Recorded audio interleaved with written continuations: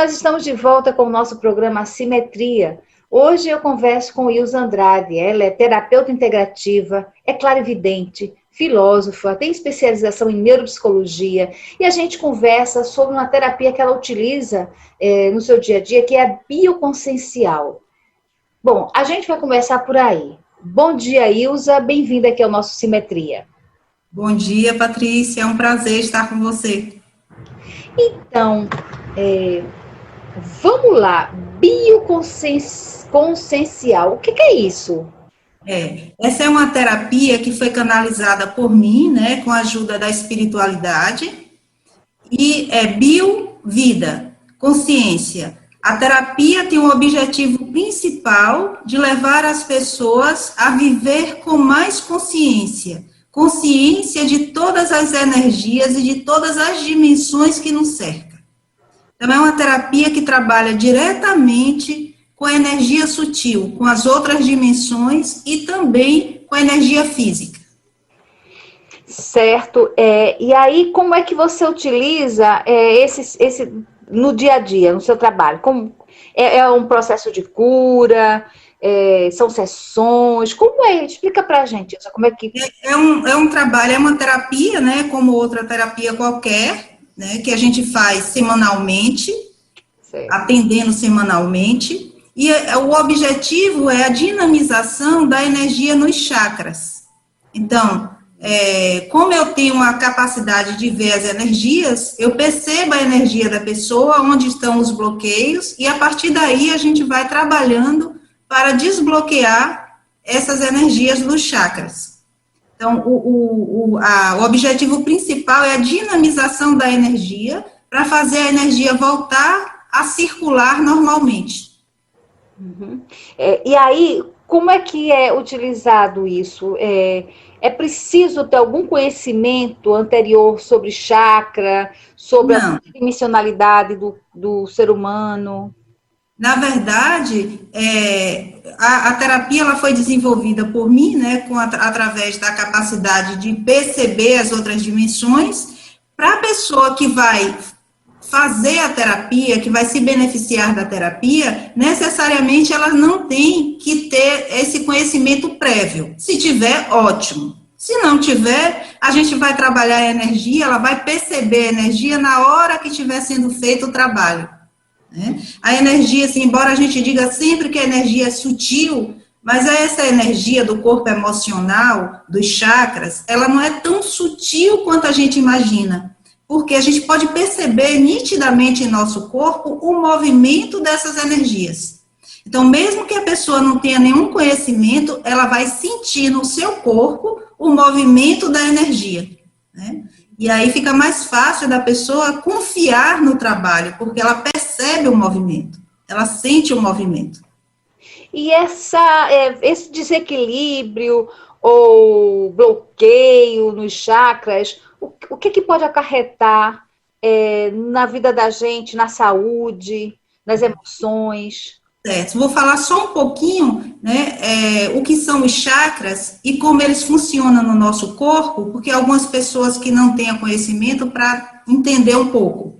Então, os chakras, eles fazem parte, eles compõem o corpo emocional, né, que é um corpo mais sutil, corpo das nossas emoções. Ele tem a função de captar as energias, todos os tipos de energia, processar e transmitir para as nossas células, para que a gente tenha um equilíbrio físico, né, uma homeostase em nosso corpo. Então, se um desses chakras, se você tem um aborrecimento, uma contrariedade, alguma coisa desse tipo, você pode causar uma diminuição da rotação desse chakra.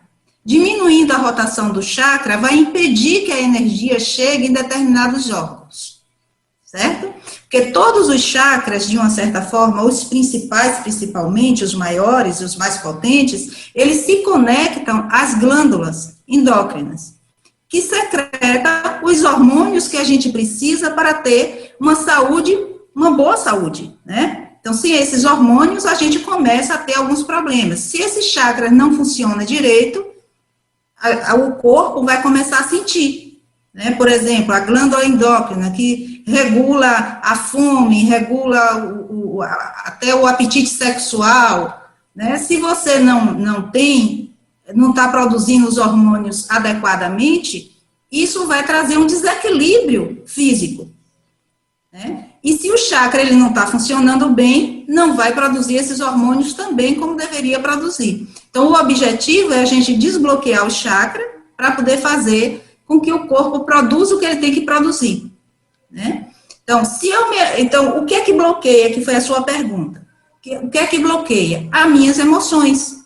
Se eu diminuo a frequência energética através das minhas emoções, por exemplo, o medo, a tristeza, a mágoa, né?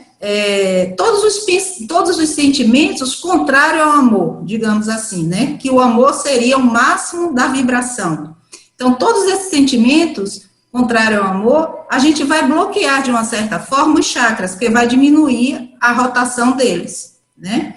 Então, assim, aí se você... deixa você me perguntar, né? Mas se alguém pergunta... mas todo mundo, ou alguém fala, né? Todo mundo tem esses sentimentos, medo, tristeza, angústia, todo mundo tem esses sentimentos. Na verdade, em algum momento a gente tem esses tipos de sentimento. Mas ter esses sentimentos não significa alimentar esses sentimentos. Porque eu posso ficar triste com alguma coisa agora, né? E automaticamente eu procurar algo que me deixe alegre, para que aumente a minha frequência. Se eu consigo fazer isso, eu consigo manter um equilíbrio das minhas energias.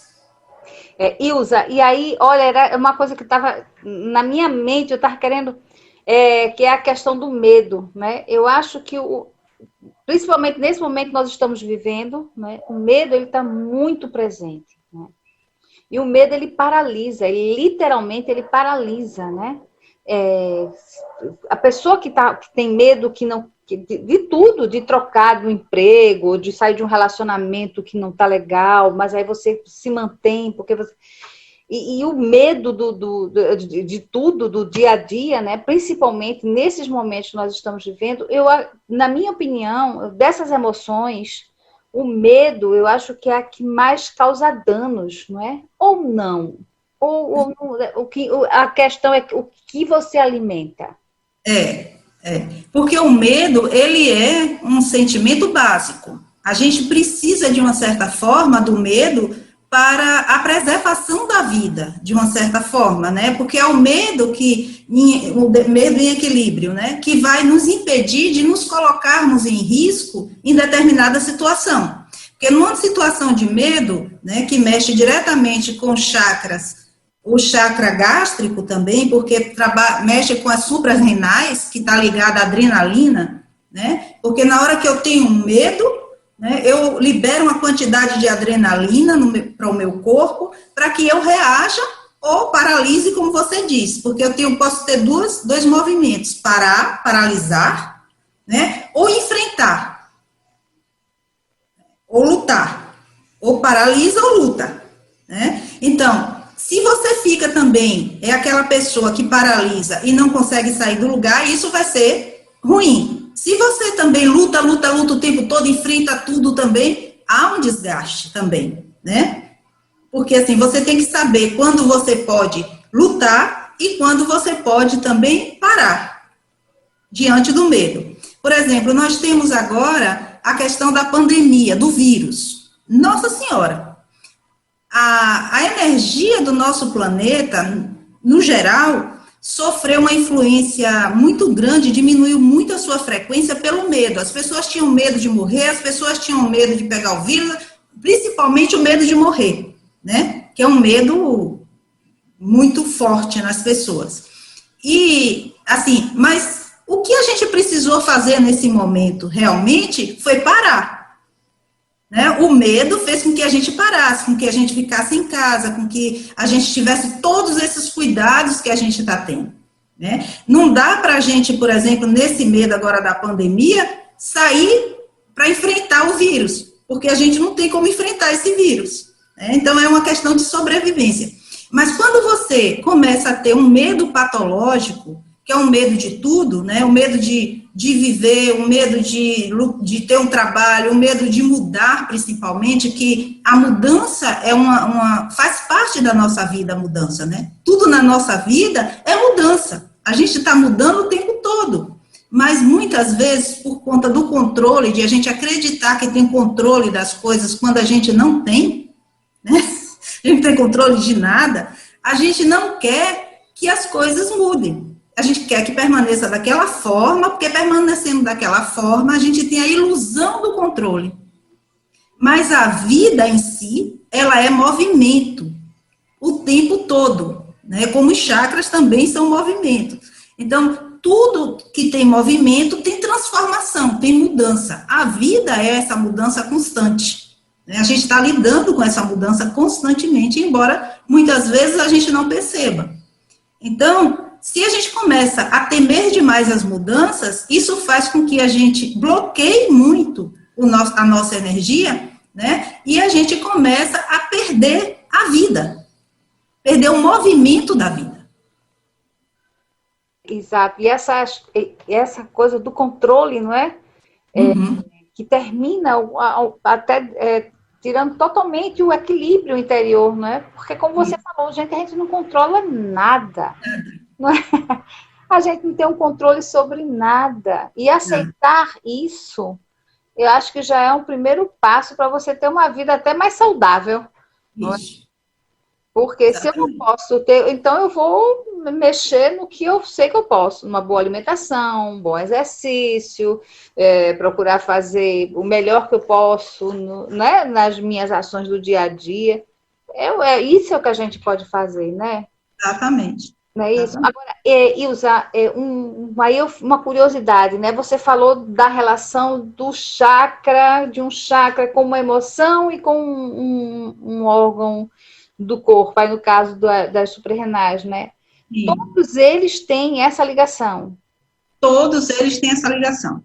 Todos os chakras, eles se ligam tanto às glândulas, né, os principais, os que a maioria das pessoas conhece, que são os sete chakras básicos. A maioria das pessoas só conhece mais esses chakras. Nós temos milhões de chakras no nosso corpo. Nosso corpo emocional é como se fosse um céu estrelado. É muito semelhante o nosso corpo emocional com o cosmos, por exemplo. Eu costumo comparar os chakras maiores às galáxias, né? E os pontinhos mais brilhantes às estrelinhas mesmo do céu, que, né, tá tudo lá. Mas, assim, é muito parecido. Né? A gente tem uma semelhança muito grande, o corpo emocional, e o corpo físico com a Terra, e o corpo emocional com o cosmos no geral, né? E, assim, todos eles se ligam às glândulas, esses principais, né, e aos órgãos físicos também. Porque o sistema emocional, o sistema energético, ele é extremamente parecido com o sistema circulatório. Então, quem conhece o sistema circulatório, praticamente é a mesma coisa. Se você botar um em cima do outro, eles vão se completar perfeitamente, vão se alinhar perfeitamente. Então, assim, só que um vai estar circulando o sangue e o outro a energia. E o sangue não deixa de ser energia, porque tudo é energia. Mas aí o sangue é uma coisa mais física, né? E eu estou falando de uma energia mais sutil, com o corpo emocional. Então, esses chakras, eles se ligam às glândulas. Todas as glândulas têm um chakra correspondente. Então, se você pensar, por exemplo, o chakra sexual, ele está relacionado com os ovários, nas mulheres, útero, ovário, toda essa região, e no homem, aos testículos. Então, está sempre relacionado a uma glândula, né? Está sempre ligado a uma glândula. E, às vezes, tem um chakra, pode estar ligado com duas ou mais glândulas também. Deu para ouvir? Então, a gente está tendo sempre essa correlação. Energia, né, física, com a energia sutil. A gente não tem como separar, na verdade, uma coisa da outra. A gente fala separadamente por uma questão mais didática. Mas está tudo interligado. O corpo emocional, com o corpo físico, tem um intricado, né, entre um e outro, eles não se separam de fato, um interfere no outro, né, o tempo todo assim. O corpo energético, tudo que acontece no nosso corpo físico é proveniente do nosso corpo emocional. Então, tudo que me acontece emocionalmente, nos chakras, vai interferir de uma certa forma no meu corpo físico, na minha saúde, no meu equilíbrio. Não tem como não ser assim. Ilza, e aí como é que você faz esse trabalho com energia, em posição de mãos? Você usa cristais? Como é que é feito esse trabalho para restaurar esse funcionamento energético? Quando eu desenvolvi a terapia, quando eu recebi logo a terapia e desenvolvi, normalmente o trabalho era feito sem toque no corpo, era só com a imposição de mãos, né? Com o tempo, eu fui percebendo que as pessoas tinham a necessidade de serem tocadas. Então, eu comecei a perceber que tinha alguns pontos, e aí eu recebi esses pontos também, espiritualmente, né, que esses pontos se assemelham muito aos pontos da acupuntura.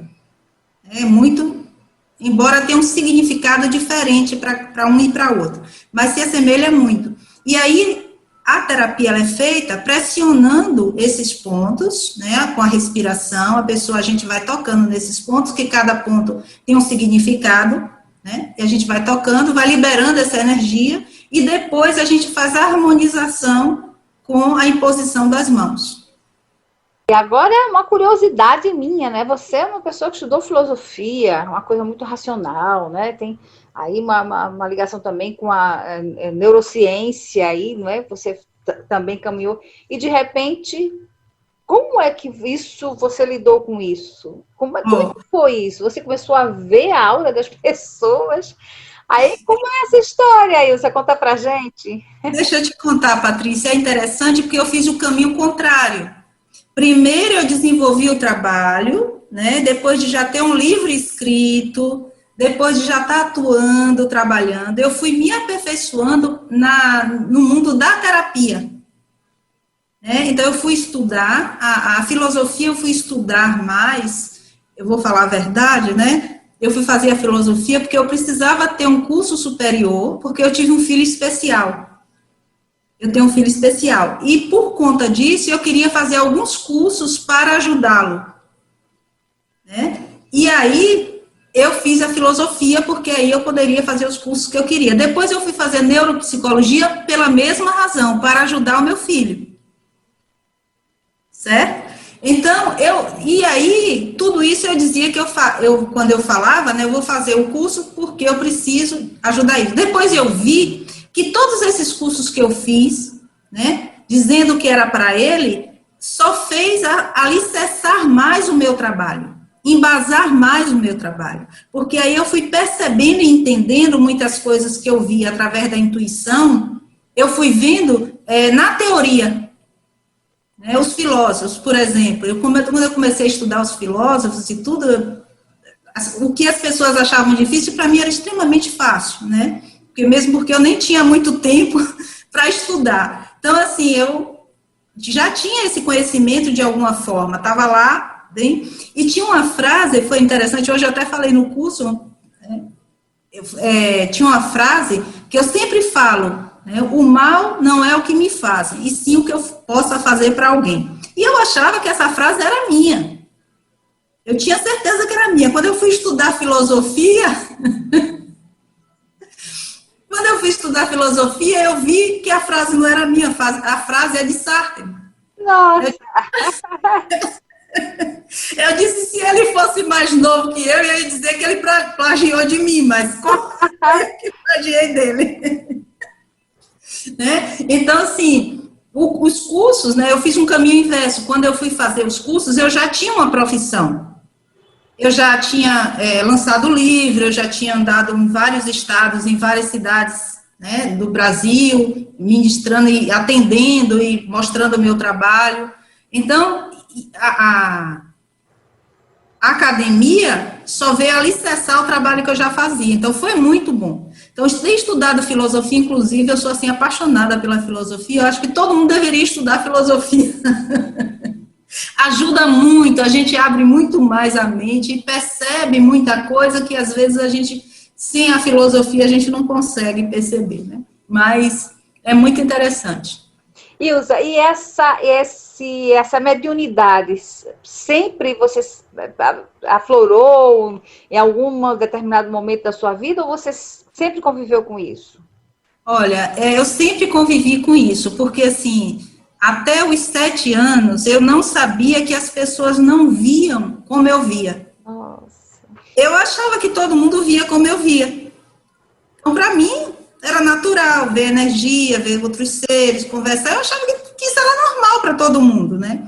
E aí, com 7 anos, mais ou menos, de 6 para 7 anos, eu estava na fazenda com minhas irmãs e eu vi determinada coisa e chamei a atenção, mostrei para elas. Olha que coisa linda e tal.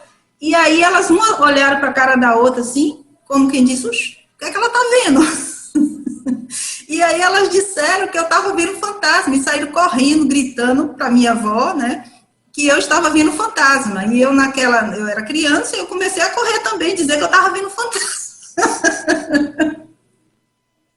Mas aí a minha avó, que tinha uma sabedoria assim fantástica, né? Ela pediu explicou, né, para mim na época, eu pequena, disse: olha, são os seus anjos da guarda, estão aqui para lhe proteger. Evite falar para as pessoas, não fale nada para ninguém, porque se você falar, eles vão se afastar de você. Então, a partir daquele momento, eu não falei para ninguém. Eu só vim tocar novamente nesse assunto quando eu estava na adolescência, que eu comecei a ter alguns sintomas físicos. Aí que eu voltei a falar. Mas até aí eu não falei mais nada para ninguém. E isso me ajudou muito, foi muito bom, né? Ela ter dito isso, porque aí depois, ela bem mais idosa, eu vim saber que ela também via. Uau! Eu costumo dizer que mediunidade é uma coisa genética. A mediunidade é genética, ela está no físico, né? Você tem essa capacidade. Alguns têm mais desenvolvidos, outros não, mas todo mundo tem de uma certa forma, né? Mas se sua família já tem algumas pessoas que têm aflorado isso e já trabalha, os descendentes terminam herdando de uma certa forma, né? Essa mediunidade. E aí você falou num livro, né, que você tem publicado, que fala sobre esse seu trabalho também, Ilza. Olha, esse livro eu lancei em 95. Em 95 eu lancei esse livro, teve uma boa aceitação, ele fala sobre os chakras, sobre os bloqueios, né, as conexões com chakra, tudo direitinho, só que esgotou logo e eu não tive mais condição de reeditar o livro, né, por tudo, né, pela vida mesmo, pela correria. E aí eu estou hoje com o livro praticamente pronto, tentando arrumar, mas sem muito tempo para arrumar, né, que é um livro que não será mais o mesmo livro, é um livro mais completo. Com outras informações que naquela época, até pela juventude, eu não tinha tanto. Uhum. Ilza, e aí você dá cursos, palestras, você faz atendimento? O curso, esse ano nós estamos com a turma de formação em terapia bioconsciencial, né, onde a gente faz a formação de terapeutas para trabalhar com essa técnica, a bioconsciencial. Né. O curso está sendo online esse ano que vem provavelmente seja também uma parte online, né, ainda. Vamos ver como é que vai desenrolar aí a pandemia. Mas a perspectiva é essa, de voltar, não é o presencial. Mas isso. Os atendimentos estão sendo presenciais? Como é que você está fazendo, Ilza? Não, os atendimentos são feitos online também. Eu faço atendimento online. Né? Eu tenho muita facilidade em me projetar, em fazer a projeção. Então, para eu atender, eu não preciso necessariamente estar presente junto com a pessoa. Eu atendo à distância e a pessoa tem todas as sensações do presencial. Olha, super interessante isso aí. E assim, e em casos de influências extrafísicas, como é que é feito isso? Porque você, claro, você percebe, não é?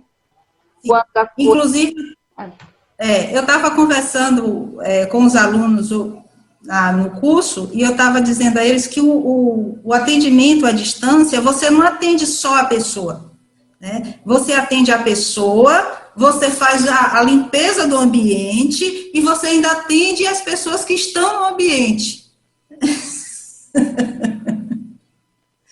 Você não atende só a pessoa, não tem como você atender só a pessoa. Quem tiver, quando você chega, você tem que fazer a limpeza, né? Fazer todo o trabalho energético.